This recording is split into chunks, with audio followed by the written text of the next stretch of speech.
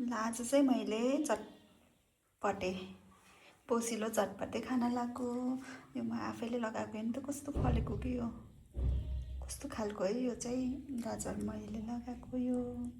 त्यसपछि बन्डा हाल्छु, गाजर हाल्छु, अनि धनियाँ खुर्सानी चाहिँ म धेरै खाँदिनँ नि त, खुर्सानी छ, अनि प्याज गरेर अनि म आज चटपटे खान्छु।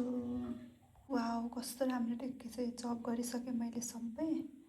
अब यहाँ चाहिँ हाल्ने हो, सबै चप गरिसकेँ। चप गरिसकेपछि यस्तो देखियो, कस्तो राम्रो कलर देखिएको नि। अब यसमा चाहिँ म अरू अब के चाहिन्छ सबै मिसाउँदै जान्छु। अब मैले चाउचाउ हालिसकेँ। चाउचाउ हालिसकेपछि चाहिँ अब मैले बिरे नुन हाल्छु, 1 चम्चा बिरे नुन हाल्छु। अनि त्यसपछि 1 चम्चा भएन है, फेरि नुन धेरै लाग्छ होला। त्यसपछि मैले चाट मसला हालेँ।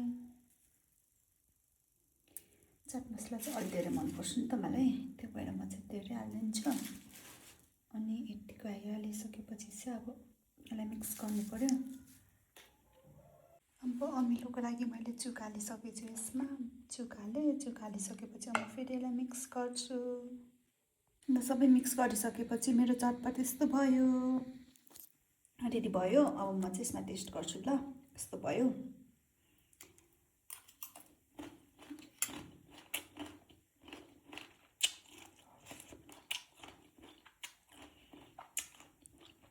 वाह कस्तो मिठो भयो।